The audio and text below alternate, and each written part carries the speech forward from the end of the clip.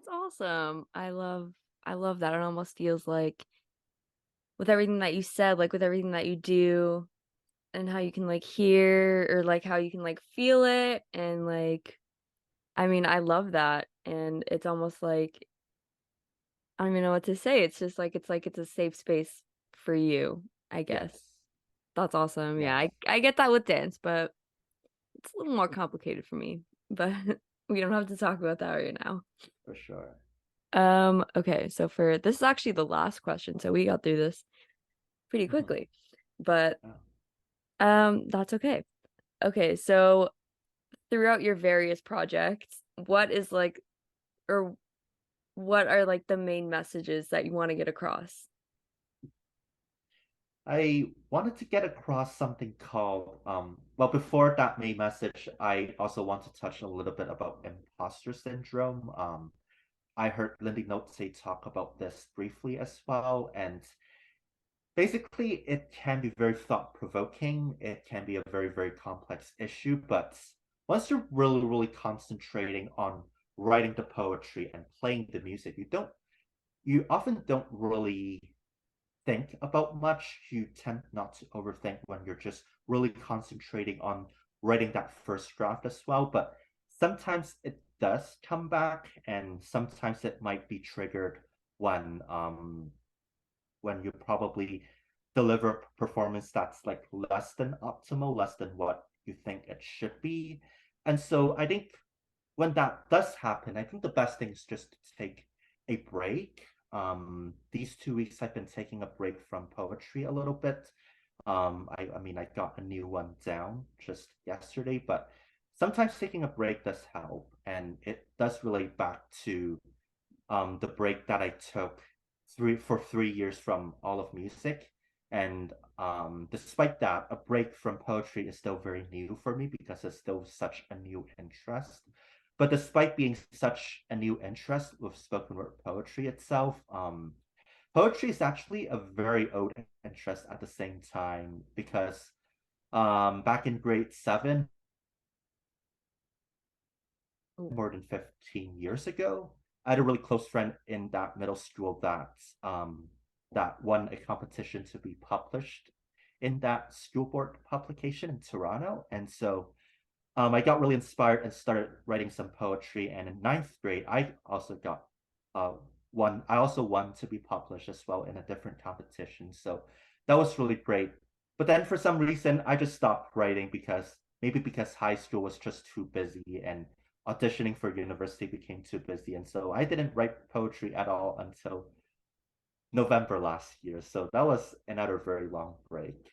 And so what's my mindset about this? It's really just it's a little bit complex, but it's really just doing the best, trying the best that you could do, and also just really do what you love. I am not really able to give sound advice on this because look very different from everyone. A part of the Jack talk is that you shouldn't really give unsolicited advice or counsel anyone, in the be there golden rules that you should just be there for others. It's in the name, being there for others, and just show support, just show them confidence, and just really hear them out, hear the story, and connecting them to help whenever they need. So while I don't have any advice for a specific mindset, I just really do encourage to connect with different people, connect with your community. And regards to connection, I'm really grateful for the poetry community as well because it's been quite an easy way to make friends because like Vancouver, like so many other modern cities, it's so hard to make friends. And with poetry, I do feel less alone and just more confident in creating my own work. So I guess that's it for this question. that's awesome. It sounds like you just when you get up there, you just want to connect with the audience. Yes. That's amazing. That's exactly how I feel with dance. Like, and I'm sure I know that like other, celebrities who like sing and also dance, like when they're performing, like it's the audience who, like, feeds them and, like, gives Mm, them the energy to keep going. Like, we true. feed off of the audience, and it Yes. makes all the difference. And so in poetry, just like in dance, I've seen some dance performances in my high school as well. We have a specialized arts program. I've seen a lot of cheering in the audience while the performance is happening. And poetry kind of have the same thing. Instead of clapping, we usually snap. So we do snapping Yeah. when there's something that really speaks to us. And of course, at the end, we clap. And so that's how we show support for people. In my very first poetry performance in December, I did hear people snapping, but I didn't know what they were doing. And so we had some discussions afterwards, after my performance. And and I learned that it's to show a sign of support, and I'm glad they did, and I really loved that environment where I got to perform because it was such a beautiful space in the community center, and it was actually a writers in residence program. Like Lenny Nolte was being featured there, and so different poets worked with her in like different workshops, and we got an opportunity to share our poetry at the end of this really wonderful program. And so how she set up the space was very beautiful. The space had like darkened walls, kind of like soft lighting, and she set up a space with like a lush green tree and a soft carpet and a background of a dense forest that's projected in the background because she loves nature so much. And it really reflects her very first poetry publication, which is titled Barefoot and Awestruck. And that really reminds her of her time in South Africa when she grew up, like pretty much roaming the environment almost like entirely barefoot because that's what she grew up in. And she shared this perspective, which was very, very uniquely interesting and just I don't really have much words to describe it, but it was just so interesting to really have her design the space and tie it up together and really just enjoy the space, enjoy the safe space. She really did champion the safe space, and I felt safe performing afterwards. And I gave my first poetry slam performance in January, just a month after that Richmond performance, that open mic performance. So if you don't know what poetry slam is, it is a poetry performance competition where everyone who performs do 3-minute poems and then get judged by 3 to 5 judges who are usually chosen from the audience, but can sometimes comprise of professional poets as well. They judge a score from 0 to 10 with 1 decimal place, and usually I don't care about the scores too much. It was something that was invented by a poet in Chicago about 40 years ago. And he kind of had this idea just to keep the energy of poetry of going, but I'm not really a fan of, scoring because everyone has poetry so differently, but I guess it could be a motivator to like deliver more dramatic poetry and more dramatic words and more metaphors and imageries in the process. And so with these competitions, 3 minutes is generally like the attention span of each poem. After 3 minutes and 10 seconds, the grace period. You get store deductions as well. I'm not sure how many times, how many how many points per 10 seconds. I think it was half a point for 10 seconds.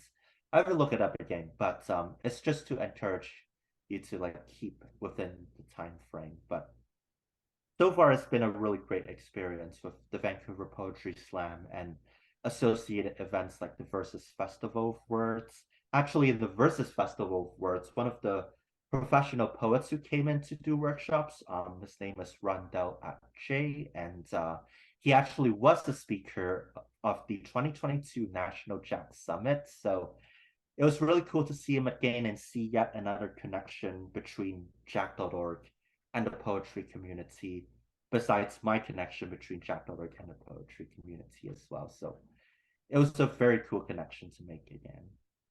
Yeah, that's awesome. Yeah, I mean, I was gonna say something about dance, but I forgot it. yeah, Anyways, going back to creating a safe space, that is so important and that's so cool. yes, And that's something that I want to do with this show. Even if yes, even if I can't put out pillows and a blanket, I still want to make it a yeah. safe space for everybody who listens or who watches or who does both. Yeah. And so the reason why I value the safe space so much is because my first of all, before I went to that Phoenix Leadership Conference 5 years ago, I didn't know what a safe space was until Mm. when I went to that camp, to that little group session where our facilitator mentioned the word safe space. So this is a safe space that that everything that's shared here stays here, that you shouldn't share it without consent in the outside world, that here there is no judgment. You can share whatever you want as long as it is safe, and then we will show you support. So that was what she shared, and that's what how the facilitator in that little group like indirectly connected me to mental health advocacy for the first time. But it was really that other friend who introduced me to Jack.org that made the first real connection to that. And with this, before then, there was like pretty much not a safe space, even in my university. Even when I was doing recitals in school, I didn't really feel that much of a safe space. I mean, my university didn't have any mental health resources at all to begin with. So it's just very thought provoking to see how did I survive so many years without any mental health resources, without seeking out for help, because I clearly needed help, but there wasn't any help available. And so, regards to that, I did seek out therapy about 2 years ago, right after I moved here. So that was a really good achievement, and that eventually led me to better writing and I mean, I journal every day. I often do gratitude journaling as well, but just to free write for fun as well every day. Just a time, just something to get away from technology as well. Just me and my pen and paper, just without anything else, just my thoughts. And so it does feel a lot better that way. I guess the time that I kind of felt more comfortable sharing and like experiencing a safe space was I went to a conference called Change. It was through the Mm. YRPC, which is the York Region Oh, Principals wow. Council, President's Council, whatever. Uh, President's Council. So I yeah, heard it's like a student union kind of thing, but they yeah. ran a 4 day camp, very much like Phoenix, because the founder of Phoenix was actually my classmate in both Ottawa and McGill that I went to.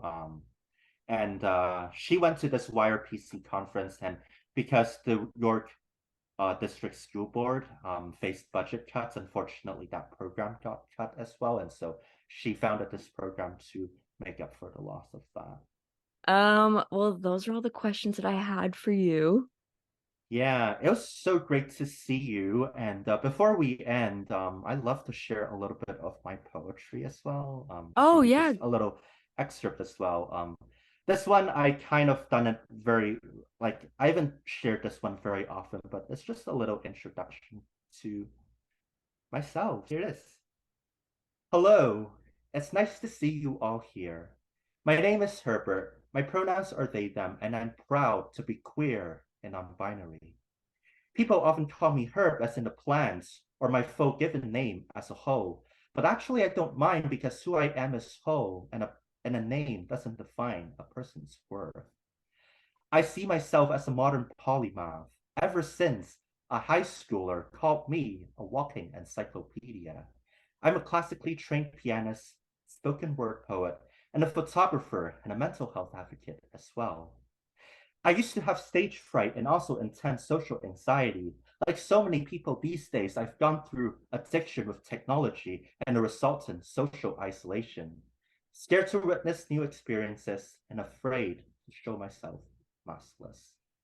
But then I discovered spoken word poetry. I began to see myself in a new way, much like how the James Webb Space Telescope unravels the secrets of the universe. The mind is a mysterious place, and as I write these words, I begin to know myself better. Sooner than I had imagined, I find myself in poetry workshops. I then craft poetry through the stream of consciousness, writing, letting go of perfection, and witness a new side of me come to life. In the past life, I was scrolling through phones, but now I find myself writing poetry and I find myself leaving behind old toxic habits. I performed in poetry slams and open mic events, allowing me to overcome stage fright and social anxiety, much like how a massive ocean wave is overwhelming the shoreline. I feel enough that I fully restarted playing music, having been paused from it the last 5 years. Thanks to the newfound confidence poetry gave me, I gave piano lessons for the very first time and saw music in a completely new way. I am truly grateful for poetry and for the people who keep the tradition of writing well alive. Performing poetry truly transformed my mental health for the better, allowing me to deliver speeches on mental health better than ever before. I want to transform the mental health landscape through poetry, through music, so we can enjoy a world that is a safe space to be ourselves without judgment and shame. And with all of this, welcome to my space. I'm so happy you are here, and I hope you enjoy the space as much as I enjoy crafting the art of poetry itself. Oh, that was Yeah, awesome.